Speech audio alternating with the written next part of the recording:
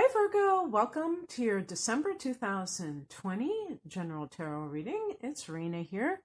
So this is not my phone, this is my partner's phone, and he was kind enough to lend it to me, but it looks kind of dark and I don't see any controls, so I'm just going to wing it because I can't charge my phone at the moment.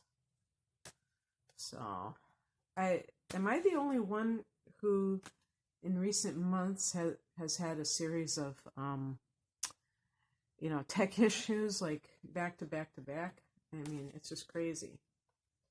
So I don't know what's going on here,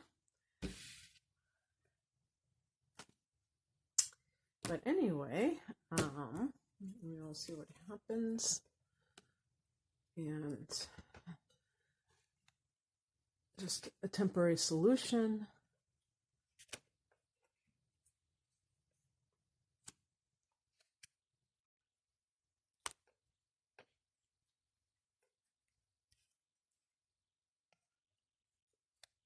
Oh, that's very nice.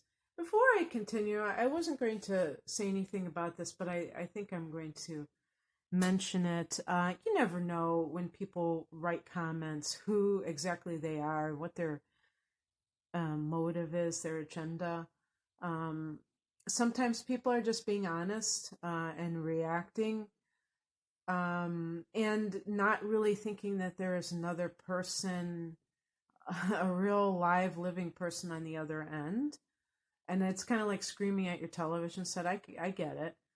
But I did have a few comments with one of my recent videos, not for Virgo, but this series, and saying, oh, this is so negative and all this stuff. And I just wanted to let you know, in this particular reading, there isn't any heavy energy attached to it, so I don't think that'll be a problem here. But when there are cards that are challenging, and I read them as such, the intention is never to make anyone feel like discouraged or anything like that, because I do consider myself a positive person. But it just kind of bugs me when people say, oh, I wasted my time listening to this, I'll never get that 15 minutes back or whatever.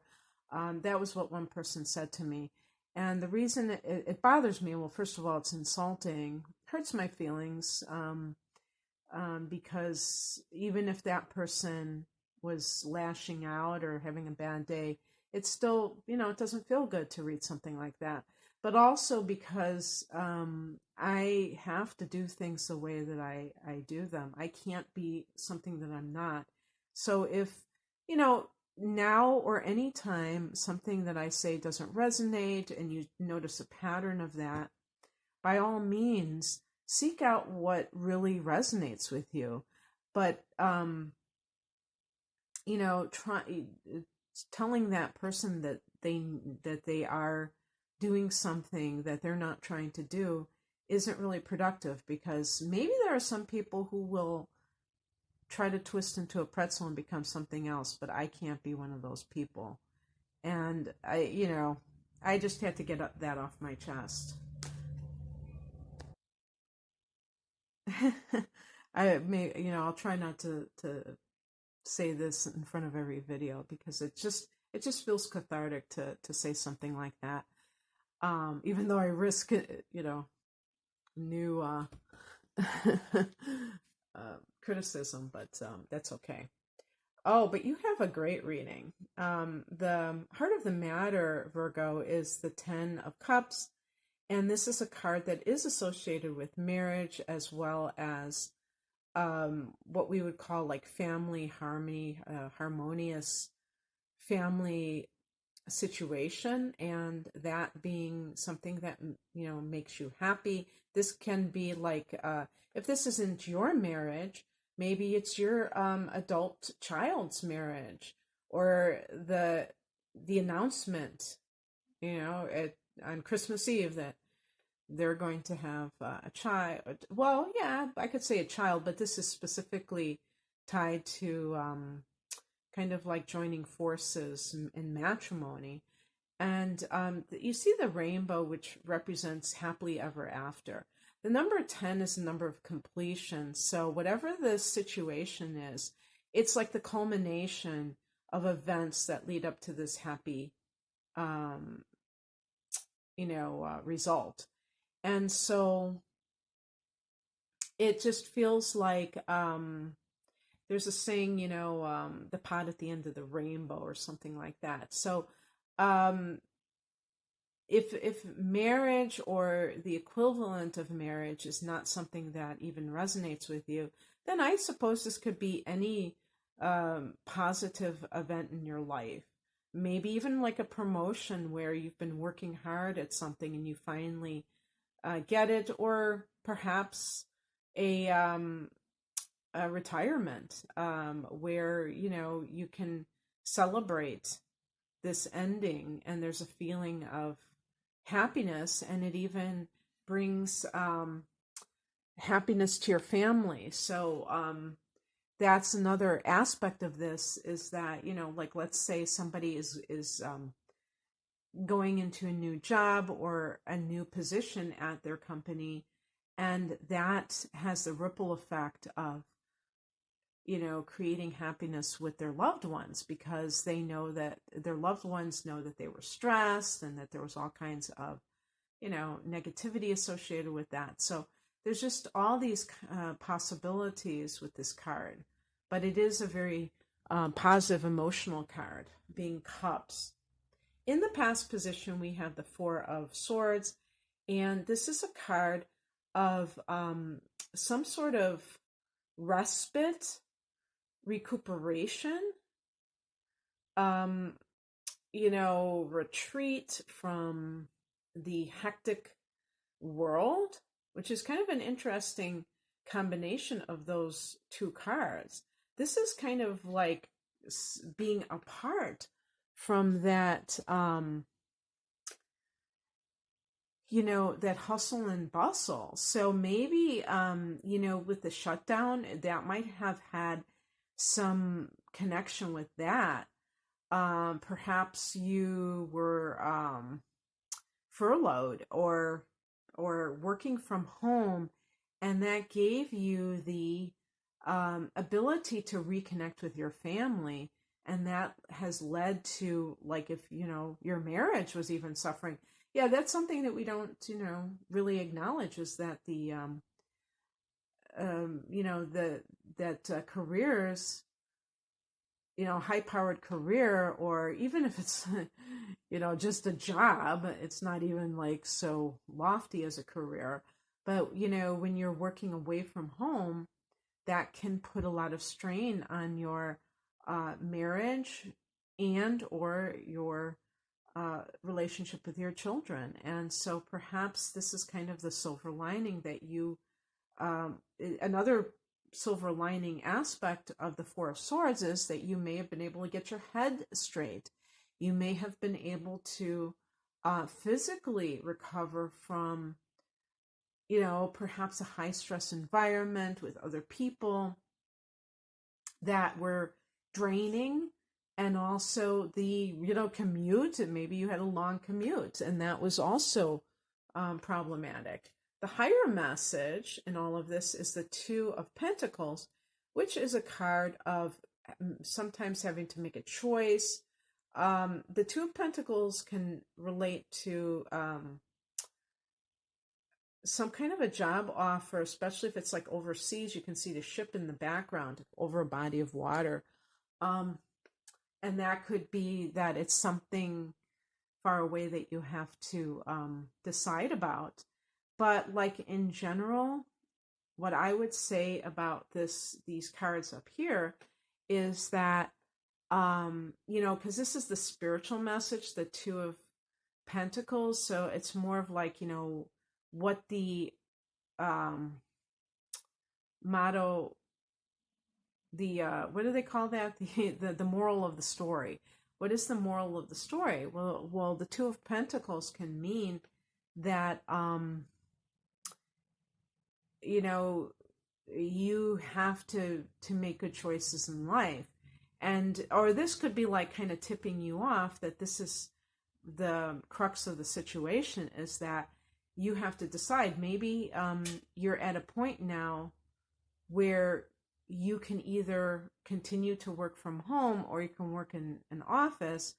But if you work from home, maybe there's some downside that you will not have as many hours or something. Prestige is not as great, but you have seen so much improvement, and it might be a little bit daunting to have to make such a decision. Virgos as a sign tend to be very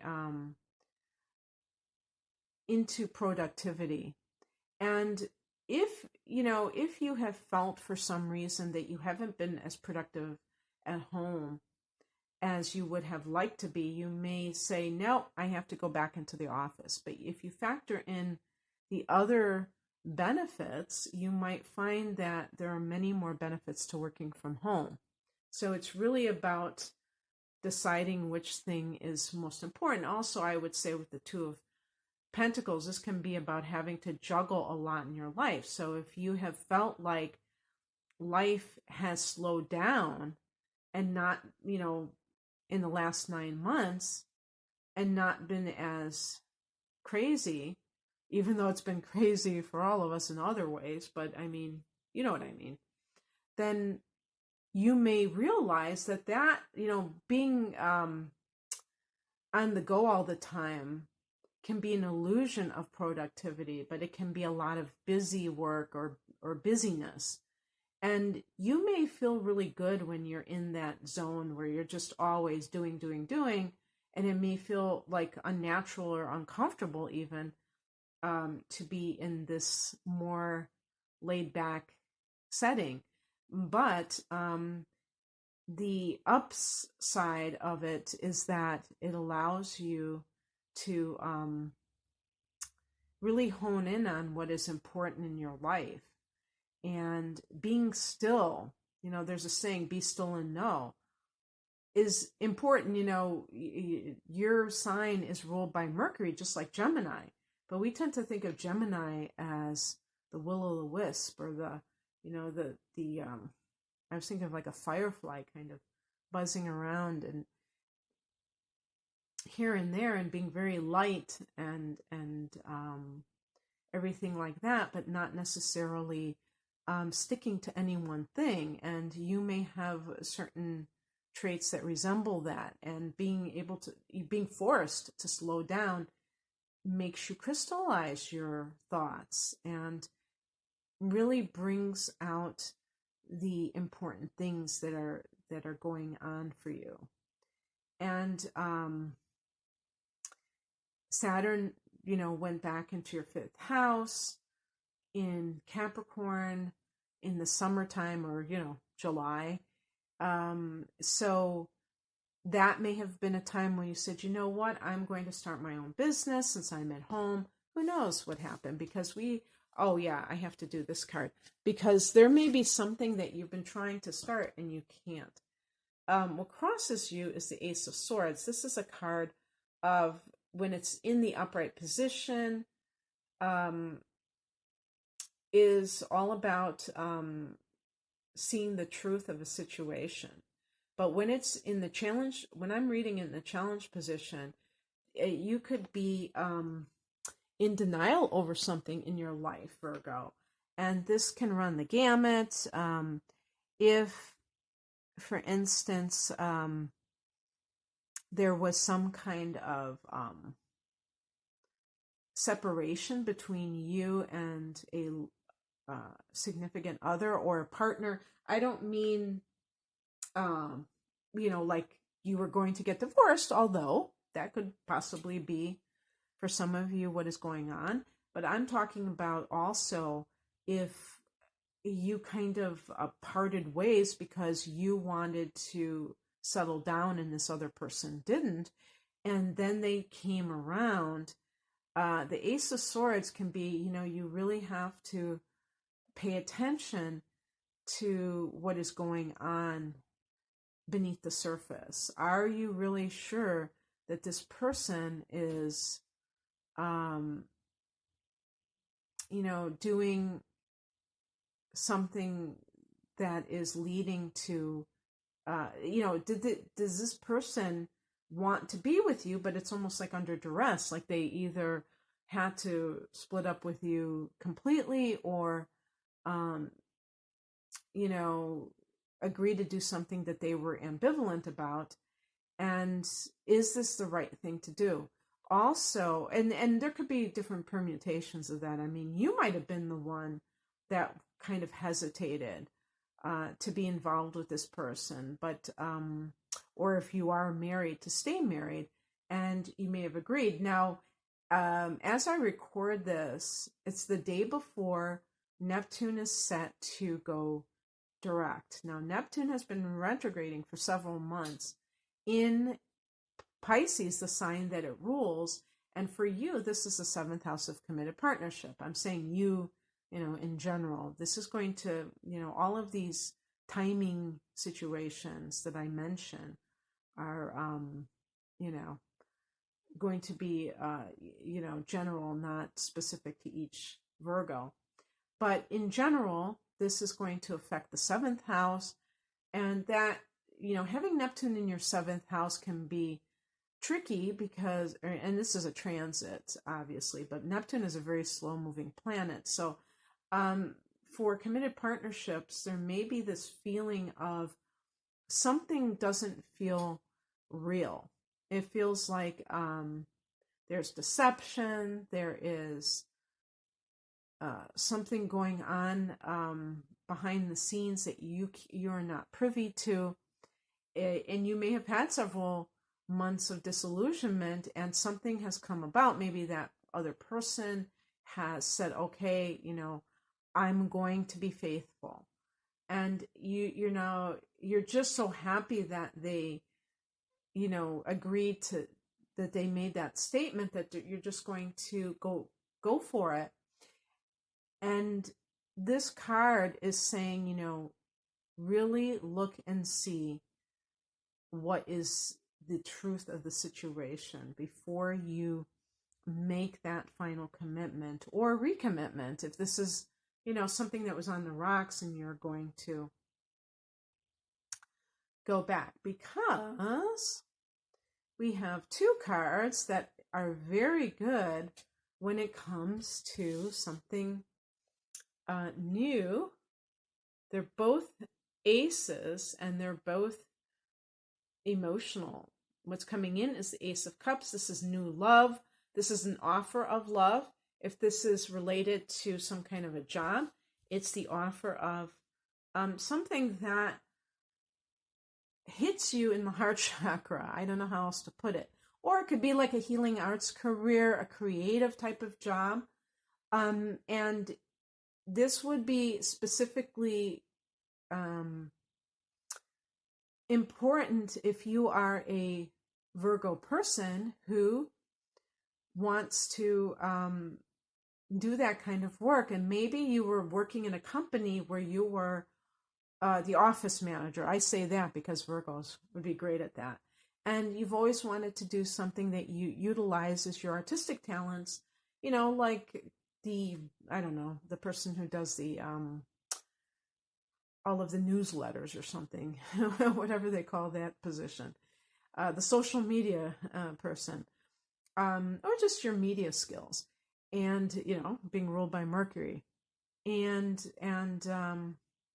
but this is that's, forget about social media unless it involves graphic design, because this is about cups related stuff. So this would be either psychic or like healing physically, like massage therapy, Reiki healing, or just a creative type of artistic type of a thing. And you may be like, yeah, this is exactly right up my alley, and you're ready for it. Or a love relationship with somebody who is really emotionally present with you. Maybe the reason I'm getting 2 swords there, and one of them in the challenge position, perhaps this is an air sign.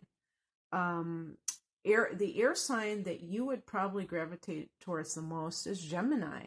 not just because you're ruled by Mercury, you're both ruled by Mercury and you have those intellectual things in common, but also because it's a mutable sign and you form a square and you may have physical attraction to this person, but on top of that, there might even be, you're both like detached kinds of people. And the thing about, earth is that water nourishes you. Earth can be kind of dry and water provides moisture. And so if this is a water sign, Pisces is your opposite sign, Cancer or Scorpio, this may be somebody that really is a good fit for you.